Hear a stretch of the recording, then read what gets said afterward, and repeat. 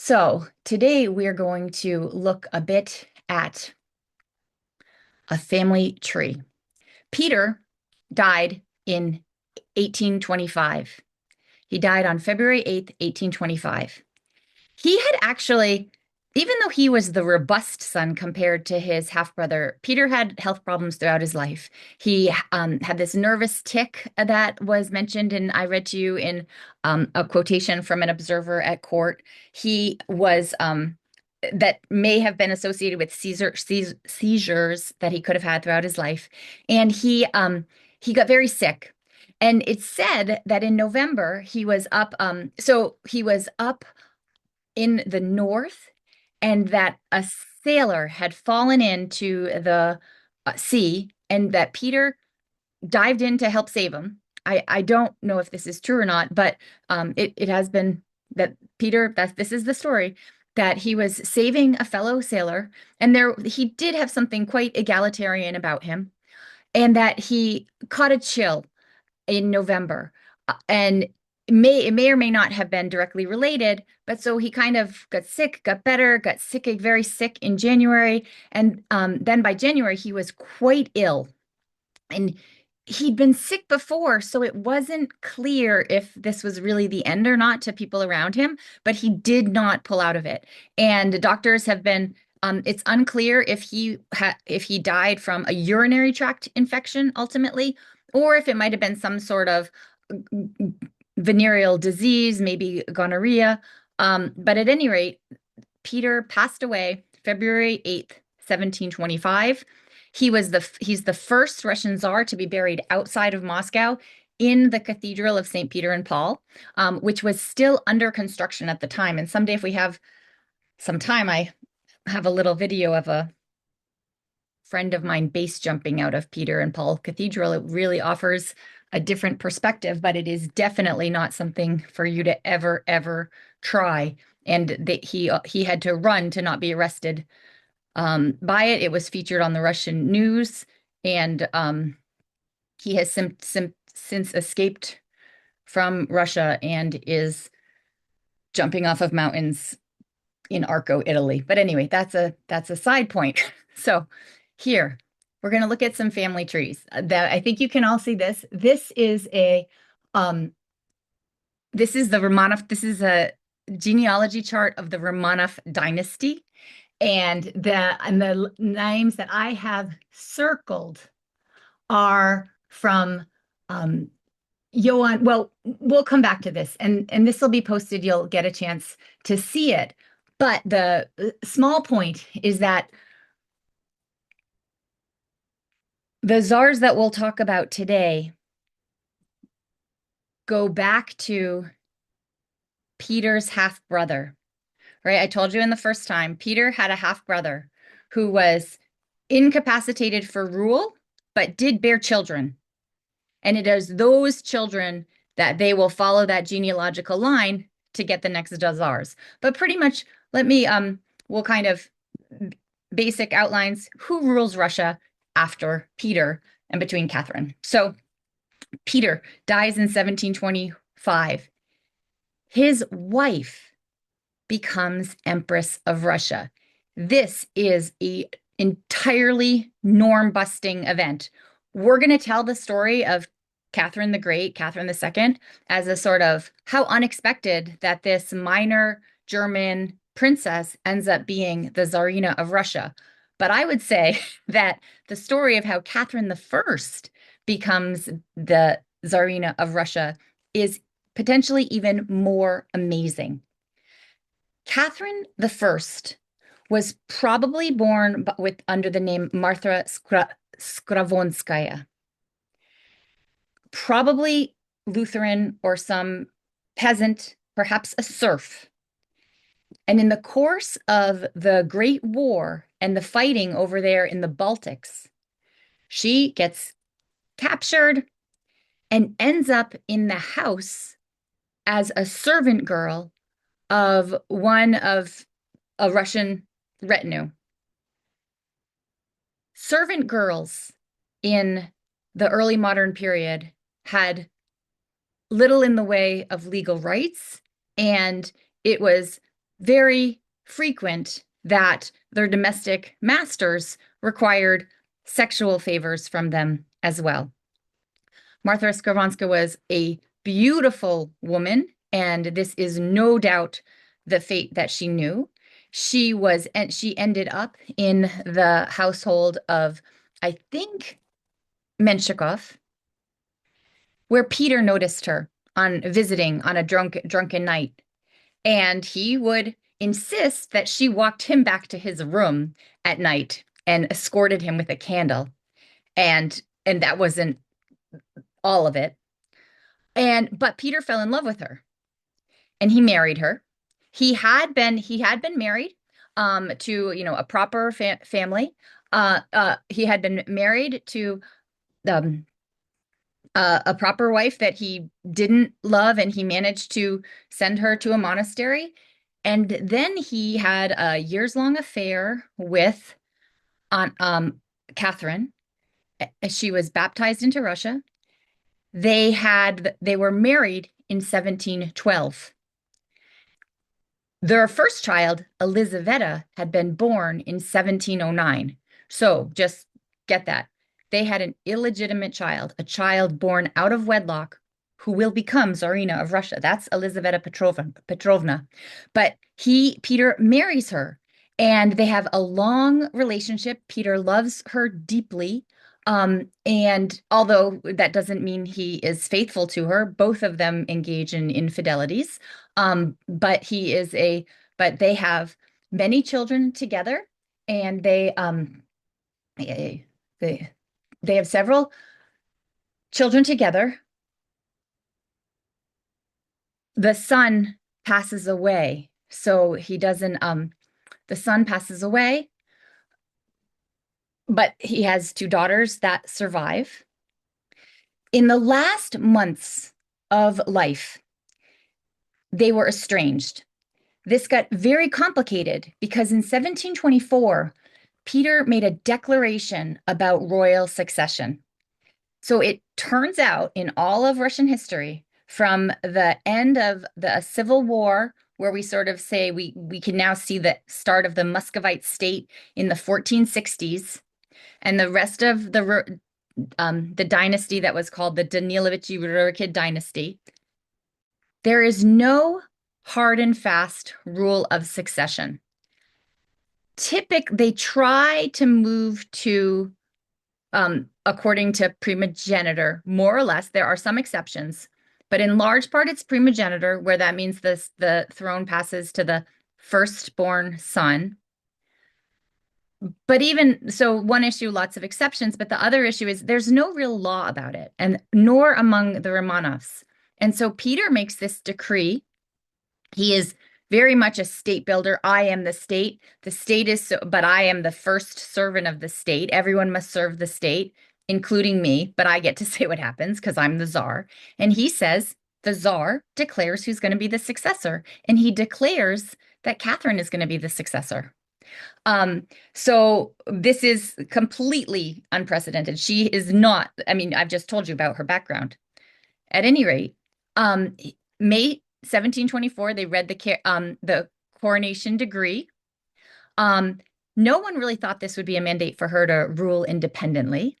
And then also in the last 3 months of Peter's life, they were very estranged. Catherine was having an affair with Wilhelm Mons, who was the brother of Anna Mons.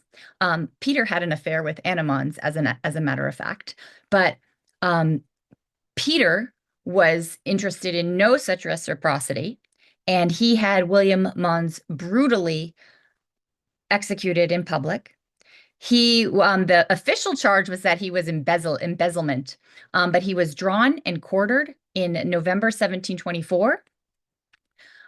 So some people were like, gee, they are so on the outs. Does he really want her to be Tsarina?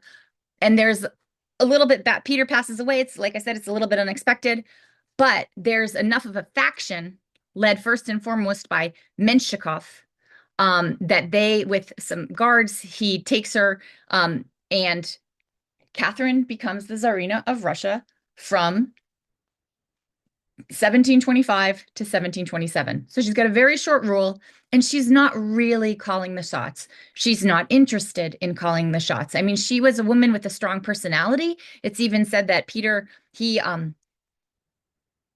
when he was on campaign, he really wanted letters from her, and she really did have sway with him.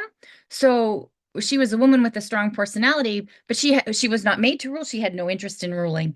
And Menshikov, Peter's right-hand man, made sure that she didn't have to deal with it too much. Menshikov had been also not from nobility, a pie seller in the German quarter that had become friends with Peter, and then rises to, his close advisor. He stays in Petersburg. He's not an army guy. He becomes filthy rich, and he has an awful lot of enemies. So Menshikov, there's a lot of people that don't like Menshikov that much as well, and that probably contributes to him ending up in exile in Siberia. But anyway, so Catherine has a short rule. She inaugurates almost 70 years of almost continuous rule by women over the Russian Empire, which is a fairly remarkable occurrence. And we'll kind of walk through each of these particular, that wasn't part of the plan at all, but circumstances played out such that that's what happened. In 1726, they establish a Supreme Privy Council that is going to do the actual ruling. So effectively, we have the establishment of oligarchy, oligarchical rule. And under Catherine, surprisingly, this is Peter's wife, run by Peter's right-hand man, the Supreme Privy Council actually started undoing some of the reforms. They lowered the poll tax that Peter had included, and I'm going to pause here to just make a distinction that's going to come up in some of our other readings. When you read about the Slavophiles, you're going to read about how they were enamored of the Obshchina, the collective Russian village, which was, and they just find this to be the organic, true way that life should function. This is the most pure manifestation of Russianness. Well, under Romanov rule, they did collect taxes from state villages where the duty was the village had to pony up a certain amount of either grain or cash. More often it was in kind. In some circumstances, it could be in some cases, it could be even labor. But basically, the unit that the state saw and interacted with was the village. And it was village elders, the old elders of the village, that led the village. And villages got led variously. And some villages had very cruel elders maybe at a time, and it varied. But what Peter comes along and he says, we're going to have a poll tax. We are going to, like a modern state, we are going to count the people, and every male is going to pay an individual poll tax. That's what modern states do. That's what we're going to do. And when they first initiated the poll tax, it was probably a little bit it was heavy enough that it caused a lot of friction. And so they lowered the poll tax. They also downsized the administration slightly. Peter grew government tremendously, and it is unclear to this day to what effect it all had. And so there was this kind of shaving down of the poll tax, some shaving down of government. And there was also, Peter had a son who was still alive. He was born in 1715. And so when Catherine passed away after a brief illness in May of 1727, she's only been Tsarina for 2 years. There's a faction that wants Peter's son, to be Tsar. And it's not a hard sell. I mean, this is more or less how things have worked. And so we have the reign of Peter I. And here is, I just wanted to move it down show you a picture of, so here is a pendant that was done of Peter and Catherine and their son, Pyotr. And then also they have, so when their son Pyotr, this is just their son Pyotr, and you would think, oh, it's their other daughters. No, it's not their daughters. It's the allegorical faith, truth, and justice are included in the family. So that sort of shows this intention that Peter's wasn't necessarily planning for his son to, wasn't planning for his daughter to succeed him ultimately. He was planning for his son. He died quite early. He was what, 54 or so? So he died earlier than expected. The children that they had were Anna, Elizabeth will become the future Tsar, be Empress Elizabeth, and then they had a son Peter, who passed away, and then Natalie, who also passed away the same year that her son did. Now, before I tell you about the son of Peter that did become Tsar very briefly, I'm going to just no less briefly tell you this very, very sad story about Peter's son that didn't become Tsar. Peter, as I mentioned, had a first marriage. And for that marriage, he had a son, and they named the son Alexei. He was Alexei Petrovich. And Alexei Petrovich lived from 1690 to 1718. And to make a long story short, he was a huge disappointment to Peter. And so his mother gets, summarily removed and sent to a monastery. And he is surrounded, and Peter, even during his reign, had many enemies, people that he was called the Antichrist, after all, and there made some sense to it. One of his right-hand men, Andre Vinius, who was in charge of metallurgy and supplying the army, went around to churches in Russia and melted down their church bells to pour them into cannon. I mean, in terms of like the symbolism in a very religious country, this is how one gets a reputation, Antichrist. And so we celebrate Peter now. We read Lomonosov's panegyric to him, but there are people that were like, this guy is the devil. And some of them really surrounded themselves with Alexei. They got close to Alexei and they talked to him about traditional views and a proper Orthodox way of living. And maybe even in here, we could really see the signs of a kind of anti-Westernism. Those things that Peter's doing are not part of our traditions. And Alexei, it remains a bit unclear to this day if he was truly, what he would have done. But he did associate with people who were enemies of Peter. He didn't develop in the kind of manly, martial battlefield ways. Peter loved military things and war, and Alexei was not going in that direction so much.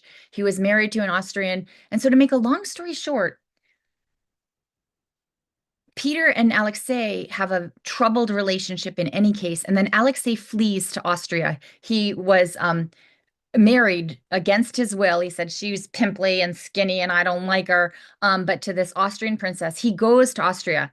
Peter sends some of his right-hand retinue after them, and they get him back. He is brought back to St. Petersburg, and he is arrested for treason. He is kept in prison. And you have this moment where Peter says kind of, I am the state, we're a modern state, and we are going to have the council make the decision on this. And everyone in the council, kind of like the cowed congressional members of, our Congress today, no one is going to make a decision. They're all like, what does the leader want? What does the leader want?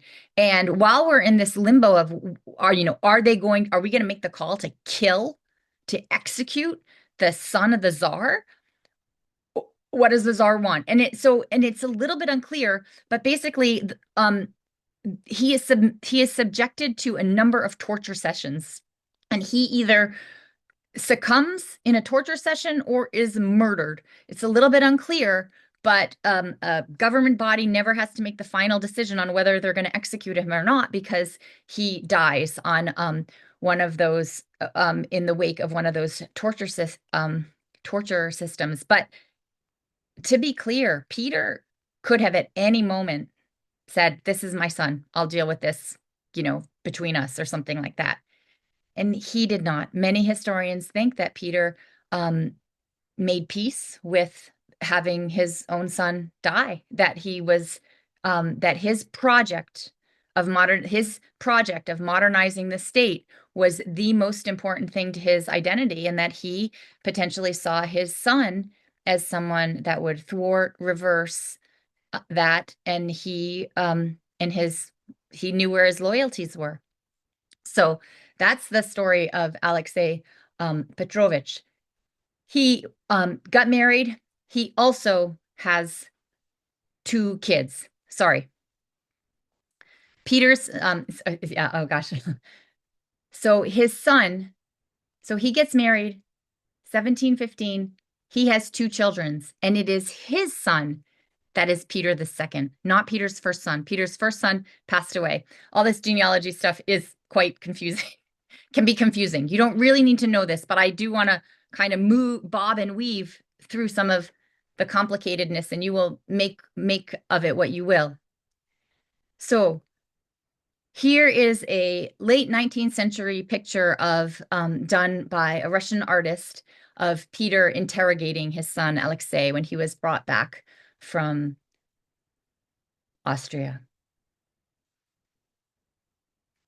Here is a picture of Empress Catherine I, 2-year rule, but really it's Menshikov who is ruling things. Here is a portrait of Menshikov, pie seller turned richest man in Russia, and boy did he make enemies along the way.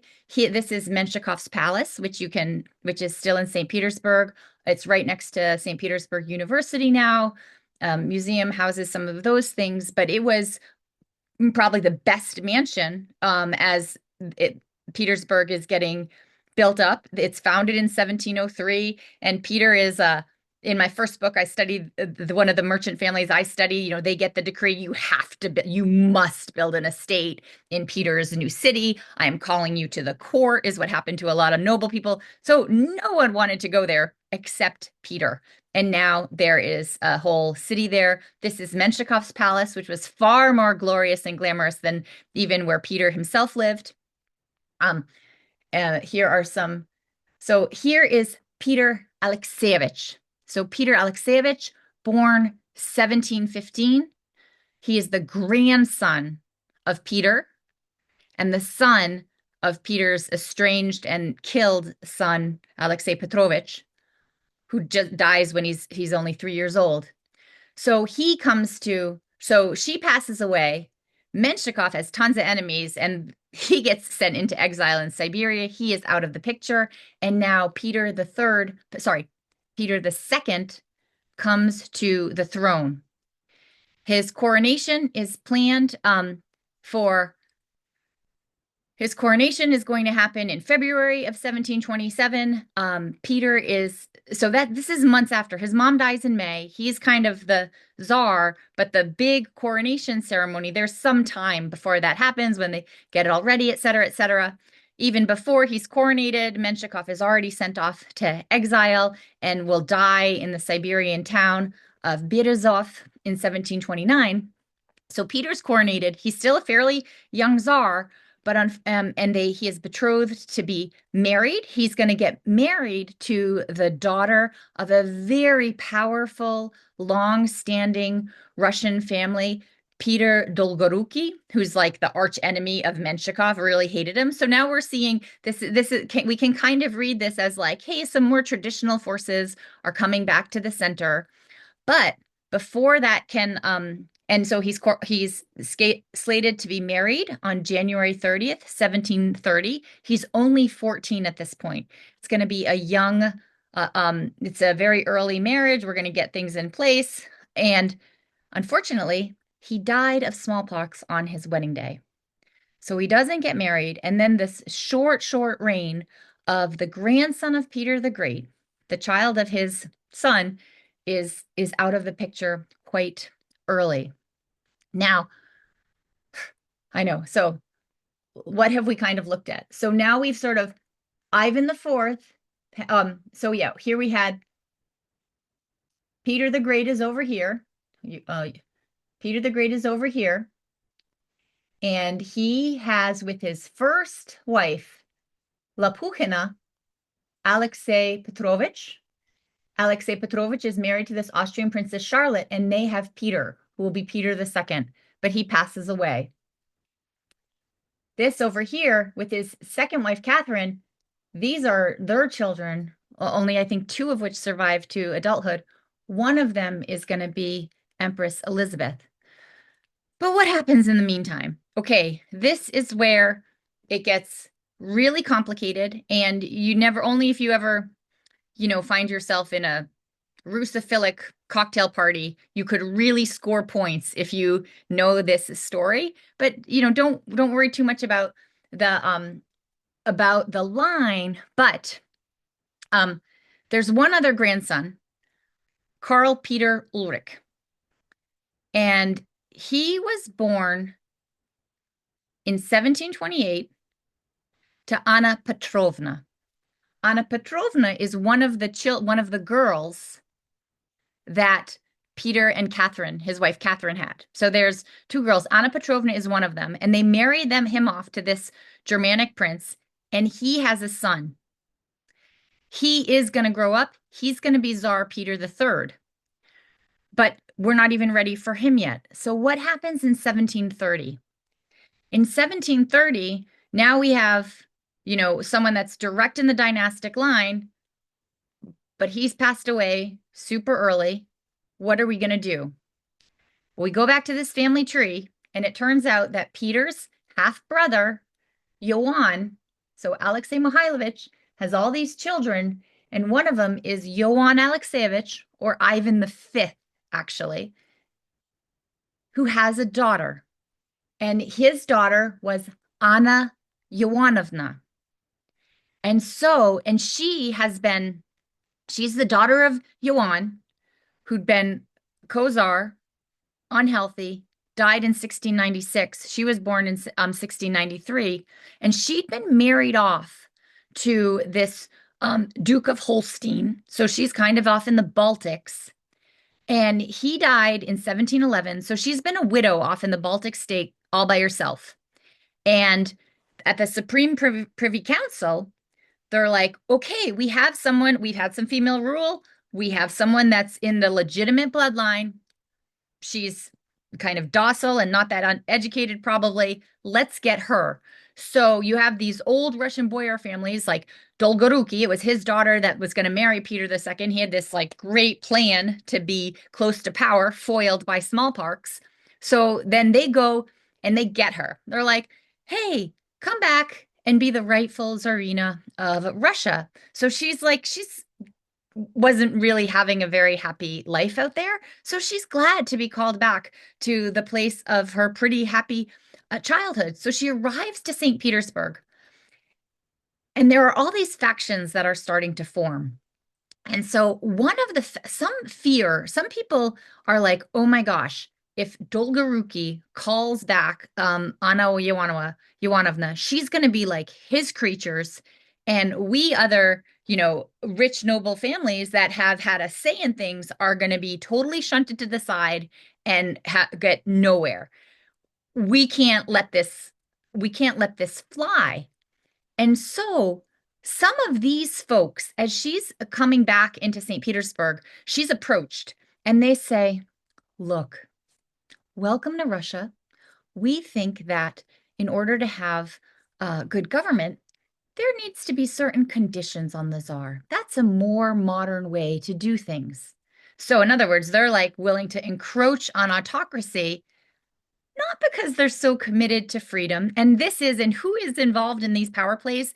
This is the elite. This is the oligarchy, pretty much. That part of the oligarchy thinks they're going to get their piece of the pie a little bit gypped, and they want to maneuver to make that not happen, right? So don't mistake the fashionable competitive politics that's happening here for representatives of the people, a la Martin Luther King Jr. or something in that vein. This is like people competing for influence where the power is. And so, but they say, okay, we're going to have these conditions, not because they're thinking that autocracy in theory should be limited. They don't want the Supreme Privy Council to be making calls that they don't like. So they kind of position themselves as being progressive, but they're worried about their piece of the pie. Here I'm editorializing greatly. But anyway, so they say, here, we'll have these conditions. And she's sort of like, well, and doesn't really give an answer, suggests that she will comply. But then in the meantime, the Dolgoriki clan, they find out about this and they're like, oh, no, you don't. No, you don't. You don't need to do that. You're going to be Tsarina. And so basically, there's this public ceremony where, according to some laid out plan in advance, they have presented her with the conditions that she will sign. And in this public ceremony, and basically the conditions are these. One, we will not start a war with anybody. We will not conclude peace. Oh, this is the royal we, by the way, that she must not conclude peace on her own. She must not burden her faithful subjects with new taxes. And she will, and then gets to the rub too. All that stuff, you're like, well, that sounds reasonable and kind of decent. We will not promote anybody to high rank above the rank of colonel without certain conditions. And appointing the high military ranks has to remain under the control of the Supreme Privy Council. And then they say they will not deprive members of the nobility of life possessions or honor without a court of law. We will not grant that she wouldn't just grant villages to people. The way it used to work is if the Tsar would show their favor, they just had much of the land was theirs, and they would say, okay, now it's yours. And then a noble would get this village that was full of serfs that would farm the land and deliver it up to the noble so that they could have a wealthy lifestyle as such. And actually, the nobility don't really pay taxes in the way that even the poll tax called on them to pay. Of course, they have to pay. You have to pay to play at court. And when there's a war, you're voluntold to pony up all kinds of nice things to the state. So, I mean, that's a kind of whole complicated milieu that scholars continue to try and sort out, who pays what in that follow the money sense. But at any rate, it's a very different tax structure, and that the nobility have it so good on the backs of the majority of serfs is one of the conditions that makes it really hard for Russia to truly mobilize by having a free, mobile labor force. It is very hard to convince someone to do something that, the majority, that their income depends on them not doing, right? So, but yeah, serfdom, other big conversation. We'll talk about that stuff. But so this moment in and then so they're not going to grant villages, and a lot of the conditions are about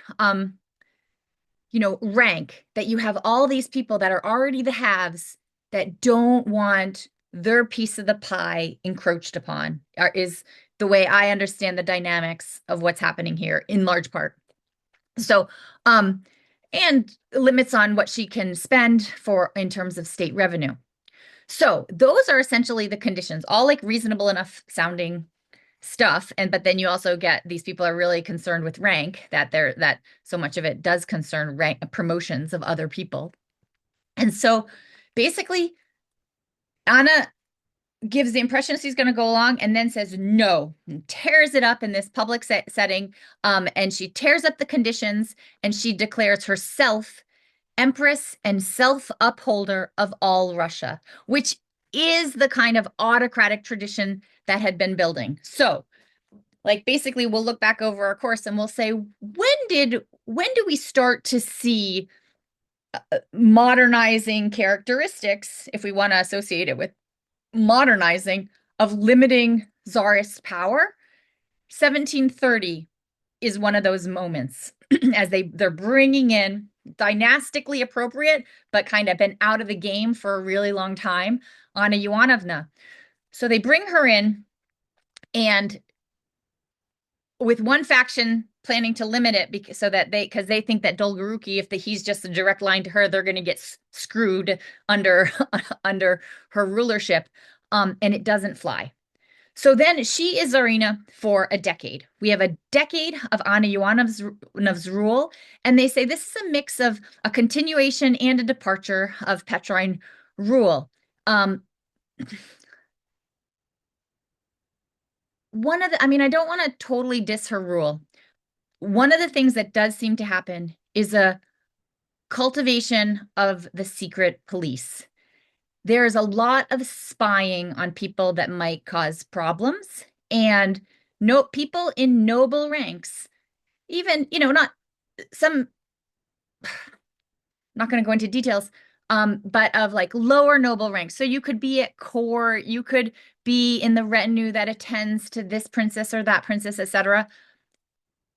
I think nearly 3,000 such people are sent into exile in Siberia during Anna's reign because they have had some untoward conversation or this or that. The untoward conversation, the secret police, they will read mail with abandon. I mean, this is the age of there are holes in the walls and palaces where people are listening to each other, and nobility trying to double cross each other. There's some of these series or whatnot that have those sorts of moments. Yes, there are holes in the walls in to royal chambers in 18th century Russian palaces that people are peeping through to overhear conversations and things like that. So when you look back, if as me as an institutionalist being like, what are the institutions? What are the checks and balances? How do they work? I would say like, wow, we can count these people. Thousands of people are getting sent that are people with like some privilege and property are getting sent to Siberia because they have displeased someone. So that so in terms of kind of civil rights, innocent until proven guilty, that doesn't seem to be all that operative here. But there's another way that her reign has been mostly talked about, and that is as the Bironovshina. Bironovshina. So Anna's rule, she is a widow. She's not married and doesn't get married again, so she has no official issue. She was rumored to have a lover, Ernst Johann Byron, and for that reason, her rule is sort of like the rule of Byron, Bironovshina. And you start to have people saying, look at this outside German. We're real Russians. He shouldn't be here. He shouldn't be telling us what to do. He's appointing way too many of his people to high government posts. And there's this sort of buzz around her court. People have looked back and said, like, you know what, actually the percentage of Germans in the court under her doesn't really change. There'd already been lots of foreigners in pretty high roles in the Russian court, even since the 17th century. So that is really not, so that seems to not hold up to just the scrutiny of counting personnel positions, but it was the gist and the feel. So we might say this is a moment where you start to see people being like, these aren't real Russians. Why are real Rossiyskis? Why are they having, so much power in this government? That's a vibe that's going on. And it is also probably informed by this preconception that, well, a woman doesn't really rule in her own right, so it's got to be someone else pulling the strings. I won't go on too much. All right, so other points. Russia gave up some territory in the south on her watch. She had that bit not even Azov, but basically kind of, and I'm making this point to say that if Peter was really aggressive, he is trying to take territory that Russia can't hold. And then, so she loses some territory. She does start to, it's on her watch that they're starting to expand up the Irtysh River deeper into Central Asia. So we're seeing both. But she will pass away from kidney disease in 1740. So she has kidney disease. I think this is maybe her on her deathbed, and you definitely see these ornate rooms. I mean, this is really a period where we are starting to have tremendously ornate palaces and kind of luxury lifestyles that dwarf the kind of luxury that we saw in 17th century rulership. If you're one of those follow the money people.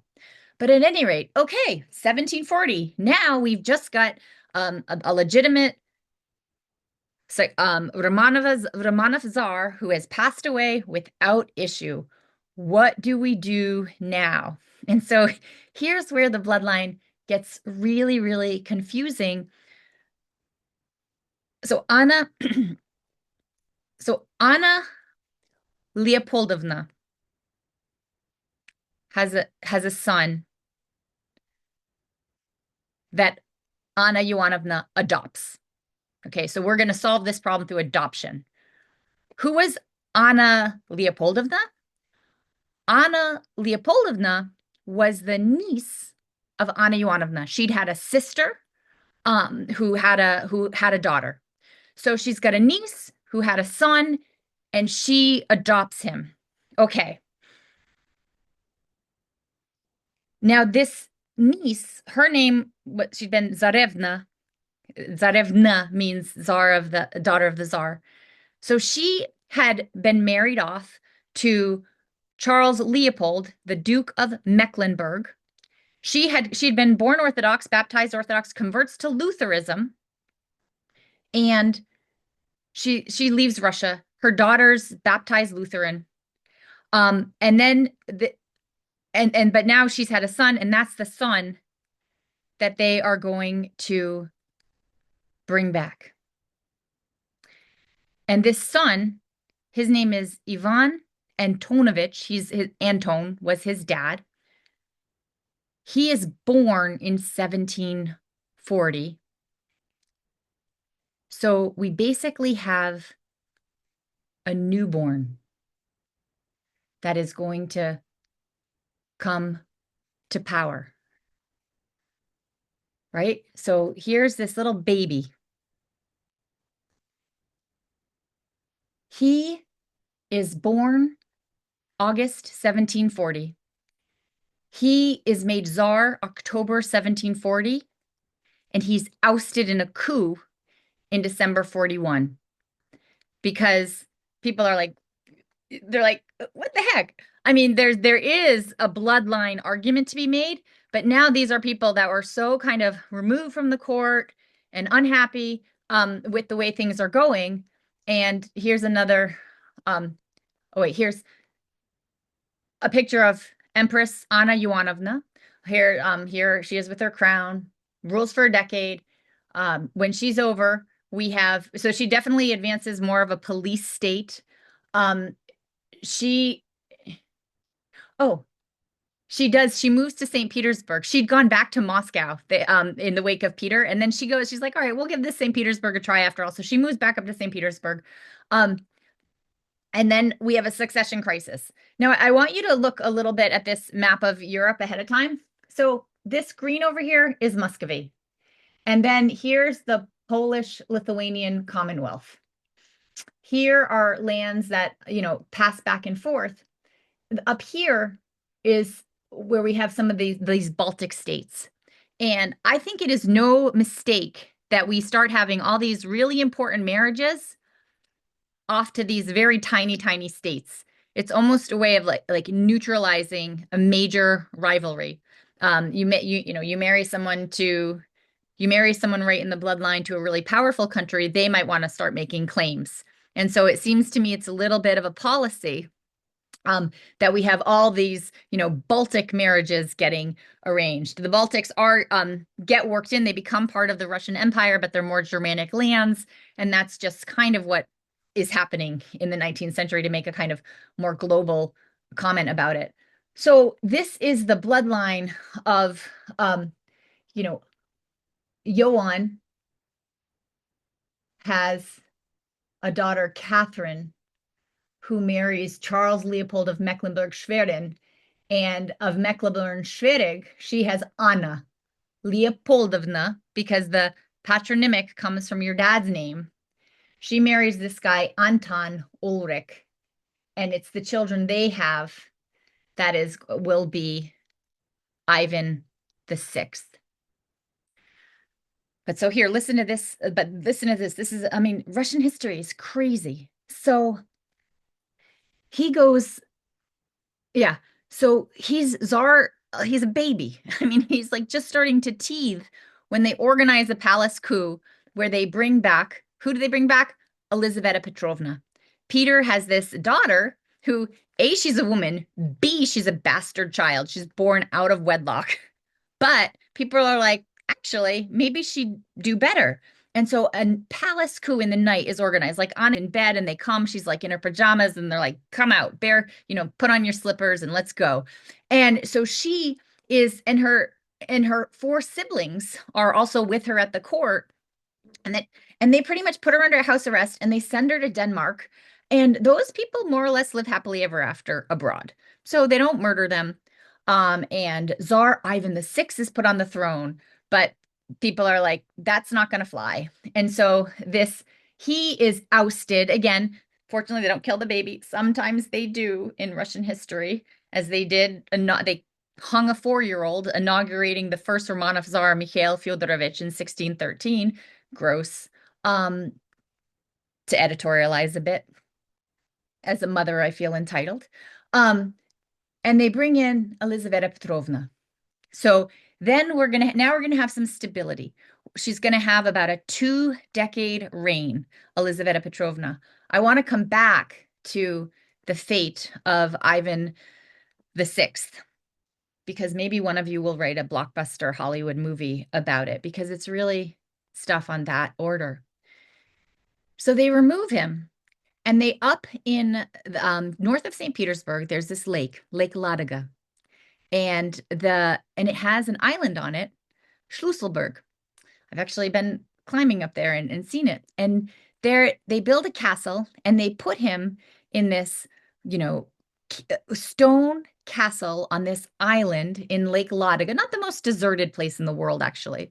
And Lake Ladoga is quite famous in that during the siege of St. Petersburg in World War II, when it froze, they drove trucks over that ice to both move some material in and evacuate many people that were under siege by the German Nazis in St. Petersburg to safety and that on that highway of life. But anyway, so Ivan is put there in this tower in a lake with the order saying, feed him, do not educate him, do not tell him who he is. He will be alive, but nothing else. And if anyone ever comes to rescue him, kill him. And so to kind of go fast forward, that is exactly what happened. He lives out all of he lives out all of Elizaveta Petrovna's reign there. So now he's a 20-something young man, kind of raised in fairly cruel circumstances, but I mean, they're nice to him. They feed him. They maybe give him a little fresh air, but not that much, on this island fortress in Schlüsselburg. But in 1764, so this is already 2 years after Catherine II takes the throne, there's some military officers from the Mirovich family. From the Mirovich family, these are folks that had been Cossacks in the retinue of Ivan Mazepa, and then they move close to court, and so they're rising in the ranks as like military people, nowhere near nobility or anything like that. But this loyal military officer, Mirovich, hears that here we are. We've had this woman come to the throne through a coup. We're not going to stand for that. It turns out that there is a real czar. The real rightly czar is being held captive, and we are going to rescue him. So he organizes a trip to go up there to Schlüsselburg and recognize them. And the guards see these men on horseback coming that they don't know who they are, and they follow their orders and they slit Ivan VI's neck. And that is the end of him in 1764. And I'm just going to bring a side note to my own research here, is that some of the brothers have already are serving out in Siberia. Now, some of you that have taken classes with me know that I'm studying these maps from Siberia. And it's a little bit of a mystery about what, when these maps get made, da da da da da. At any rate, there's one document where this German academician says, I bought this atlas from this old guy, Mirovich. That this family Mirovich is living out in Tobolsk and they're starting to have a book collection. And so sorry, not the atlas, they sell him this chronicle. I bought this chronicle from Mirovich in like the 1730s. In 1764, this very rare, amazing atlas comes into Catherine's Hermitage collection. Just a couple months after this Mirovich, who tried to rescue Ivan VI, is executed. And here's the hypothesis that his family's property is confiscated. And that is how this atlas that I study may have ended up in the collection, the library of Catherine the Great. So that is like just a very, very small ripple, many, many points removed. But for me, I was like, wow, this is crazy. And to be confirmed, I'm working on it. But all this stuff really happened. So anyway, moving right along, the reign of Elizaveta Petrovna, I'm not going to give it justice. It's been said, I think, I forget the historian that said it. It's in the author of The Icon and the Axe. And I think he said, if Peter built a window on the west, Elizaveta adorned it in Rococo. And she was this woman that had been raised in, court luxury, and she had developed fairly luxurious tastes. She had lots of shoes, lots of dresses, importing things from France. This is the Winter Palace that's gone through many, many, renovations, et cetera, but this Winter Palace in St. Petersburg came to have this sort of a look. On her watch, she had the one architect, Rastrelli, doing Rococo throughout St. Petersburg. Her father built Peterhof, but he built something over there. And then she, on her reign, like upped it, Peterhof on steroids, into this very Versailles-like collection of palaces and grounds, and she would have parties. She played cards late into the night. She ate and drank with abandon. They talk about banquets where these banquets would go for hours. Maybe people would start to collect in the evening at 6 o'clock or something, and 125 different dishes would be served throughout the evening. And sometimes you would have several dishes served, and then you would get up from the table, take a turn in the garden, drinking, sit back down, keep eating. At some level, real, again, just when you think about this scene next to a serf village, one of the thoughts is, why did the revolution take so long to come at some level?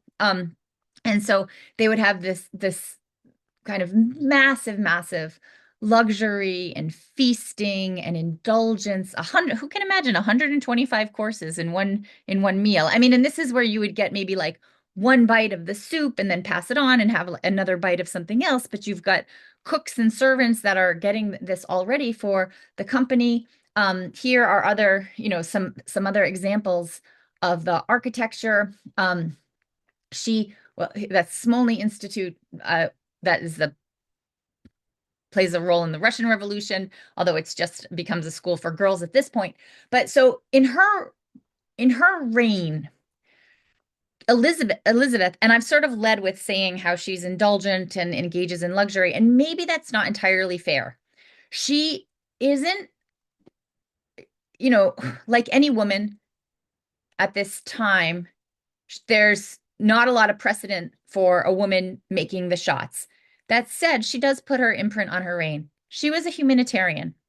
She made a decree to eliminate the death penalty in the Russian Empire, which before, by the way, many Western European countries had done the same. And it was largely upheld. Catherine II is going to make an exception with Pugachev, and then you're going to read about the Decembrists that are executed. So those are exceptions.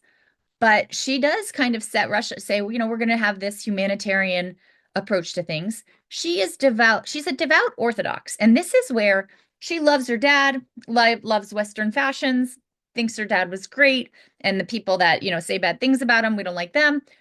At the same time, though, she is a devout Orthodox person. And one of the things Peter did a lot to minimize the strength and power of the church. She reverses that a little bit. The church has more influence. Where we might give her quite bad marks, though, is that things get worse for religious minorities under Elizaveta. If Russia, as it starts expanding, well, the Volga is Muslim the Volga in the 9th century is ruled by a Muslim Khanate. Islam has been on the soil of what becomes Russia as long as Orthodoxy has. If the Volga Khanate of the Bulgars is there in the 800s, supposedly Volodymyr in Kiev converts to Orthodoxy in 988.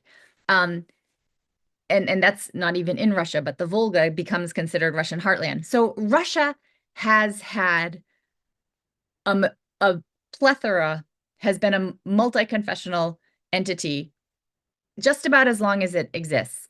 And during those centuries of Mongol rule, that now we say, oh, the Mongols were so awful. It turns out even that history is more complicated, where some Mongol princes come into the Russian court and intermarry, et cetera, and convert. By the way, many of you may recall that in this prison exchange last, I think, August, one of a Russian liberal opposition, a member who will call himself, I'm a member of the liberal opposition, who had been imprisoned for criticizing the government and given a sentence of 25 years.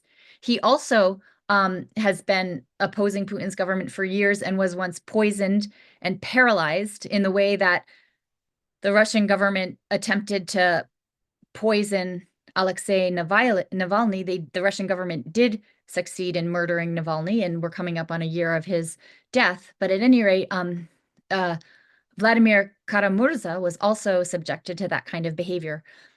Vladimir Kara-Murza is from a family that is descendant from Genghis Khan and joined the Muscovite state in the 15th century. And so he traces his family very, very far back in time and is devoting his life at great risk to his own life to trying to set Russia on a different track. At any rate, so if Elizaveta is coming into this reign where if Elizaveta is coming into power, presiding over an empire that has a strong awareness of the different confessions, and pretty much the way they did it, and I write about this in my first book, is like, we are the state and it is our job we are Orthodox and it is our job to police orthodoxy, but we don't enforce orthodoxy on others. Like conversion needs to be voluntary. And certainly in Siberia, Peter was like, oh my God, don't convert those people to Orthodoxy, because if they're Orthodox, then we can't force them to give us fur tribute. And I would rather have fur tribute than more souls for Orthodoxy. So, the state takes a very tempered approach to all this. And Elizaveta is more like, no. And she forces communities of Muslims to emigrate against their will. She deports essentially some people into Persia, and there's expulsions. She has mosques burned down. Whereas in my first book, I came across documents in Siberia where we're like, we don't like all this call to prayer. Those Muslims, they're shouting out their prayers and it's really irritating and it's right near the Orthodox Church and that just isn't right. And the state writes back, actually, this is to the town of Berezov, a document from, I think, 1701. That's the same town that Menshikov died in. The state writes back, do not antagonize these populations. I mean, maybe if the mosque happens to burn down, you can try and build it farther away, but don't instigate anything. They've been here for a long time, and we don't want problems. So that was sort of the state's approach. And Elizaveta takes a harder line. She's involved in some wars. I list them up here. We don't really need to go into that. But let's see, how are we doing? We just have a little bit more time. Oh, yeah. So she rules for 2 decades. And then she makes peace with Sweden. She fights the War of the Austrian Succession. She fights the 7 Years' War. This one's kind of big in that she's Russia's fighting against Prussia in this war, and a lot of lives and treasure are lost in this war. And then she needs to she doesn't have official issue. She has a storied love life, actually, that unfortunately we won't go into at all here, but she's not allowed to marry. She probably would have liked to. She may have secretly married, but officially the kind of men that are helping her rule will not let her marry. So she also too needs to find an heir. And she chooses Peter III, who is, I'm not saying, a grandson of Peter I through those Baltic marriages, to be kind of quick. So she calls him to the court, and he's going to be the ruler. Let me, 1 second.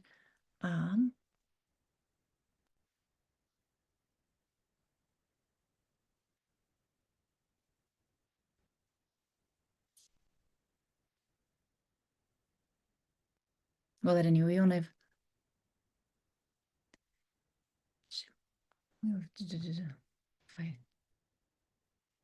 She calls Peter. He moves to St. Petersburg. It's like, okay, you're going to be my heir. You're going to be the Tsar of Russia. Believe it or not, through marriages, he also has a claim to the Swedish throne, who Russia, spent 2 years fighting with. But such is the nature of marriages up at this point. And so then Elizaveta needs to find a marriage for him. And she chooses this young woman, Catherine. But actually, she looked a little bit closer to this when Elizaveta first engages her. So Elizaveta chooses Peter. Peter was the nephew. So Elizaveta had that sister, Anna Petrovna, also daughter of Peter, and she was the only other child of Peter and Catherine that lived into adulthood. And his mother died early, and his father died when he was 11, and he'd been raised in this, like, by mean people that bullied him, and he's like this kid of privilege, but he has these really mean tutors in this Swedish environment where they're like, spare the rod, spoil the child. So he kind of had this awful upbringing where he's impulsive, he's lies, he's boastful, and he's just a spoiled, awful person that is raised like without love and without kind of good structure, and without parents that love him. So he's born Charles Peter, and then she imports him, and she's like, all right, he's going to be the next czar. Now I need to find him a wife. And basically it's like put out the word and a portrait is delivered to her of this woman, Catherine. And Elizaveta liked the look of him. And she liked the look of him because she had actually had a chance to marry her relative, Catherine's, who will become Catherine's. Her name was Sophie's relative. But he had gotten sick and passed away, and Elizaveta was uh, quite heartbroken about it. She had wanted to get married someday. And so it's quite likely that she saw the resemblance of her deceased betrothed in the portrait of Sophie. And so she liked her. Catherine was brought to St. Petersburg. Sorry, her name is Sophie. Sophie is born she's born in April 1721 in Stettin, that is then Prussia, but is now Poland. Here, I'll show you a picture on the map. So here's kind of Poland, and Catherine is from right around up here, right? This is where Sophie, and she's the daughter of a minor prince, the Anhaltserbst. And so her mom is this princess whose brother had been betrothed to Elizaveta Petrovna. So kind of she sees the family resemblance. She's a little bit inclined. And so Catherine is sent for. So Sophie is sent for. She is immediately, well, not immediately, but she'll need to convert from Lutheranism to Orthodoxy to marry the Russian Tsar. But she arrives and her mother is with her. And she would never see her father again. She arrives to the Russian court in 1744, and she makes a huge effort to impress Elizaveta. She understands where the power is. She learns Russian very, very well. By the time that she is married to Peter III, she can speak Russian better than he can. And so they get married. And then they live at the court for 9 years while Elizaveta is still the Tsarina, but it's a pretty unhappy marriage. It's a pretty unhappy marriage. They don't have, he's deeply immature.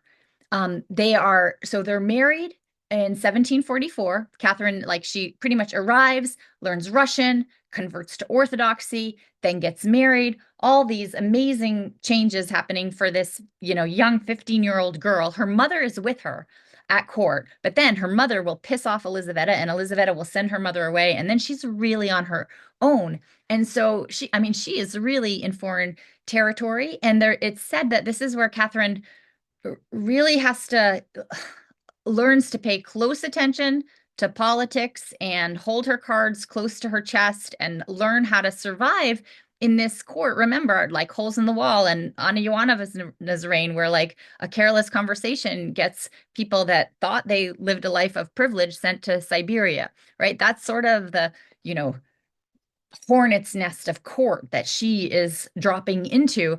And she manages to navigate it where a whole lot of people end up thinking she's solid. While meanwhile, her husband, Peter, hugely alienates people. We can have some sympathy for his horrible upbringing, but he was major norm buster. One small detail that may be somewhat telling. At the funeral of Elizaveta Petrovna, so a state funeral is a really big deal, and you have a procession of all the, most important people of state or whatnot. And at this procession of his aunt, who has, brought him to the halls of power, related to him, has ruled for 2 decades, at her funeral, he thought he would play this little game where he would go so creepingly slowly in the procession that all the horses and other carriages behind him are jamming up and they can't proceed properly.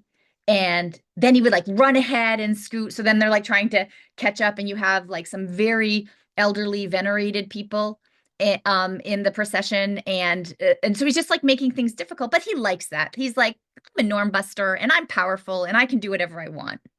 And so, well, to make a long story short, he can't.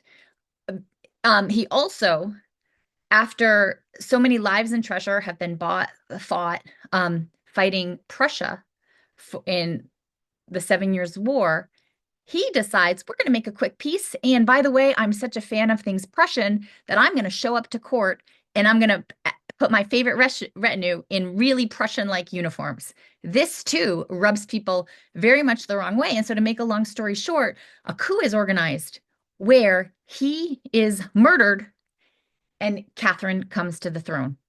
All right, that was a lot of 18th century stuff. We're going to stop there. And on Thursday, come and we're going to talk about what you've gotten out of this Children of 18. We won't get to the Kivelson Suni reading. Do read that. We'll just talk about it next week if we just shift things back a little. Okay, have a good day. And I'm gonna pop off here and I'm gonna go on to my other link for my office hours in case anyone wants to come. If you have something quick, go ahead. But otherwise I'll like end and pop over there.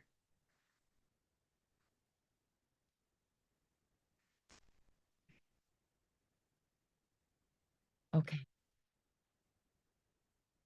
there we go. Good, good. And Edward, you're good? No.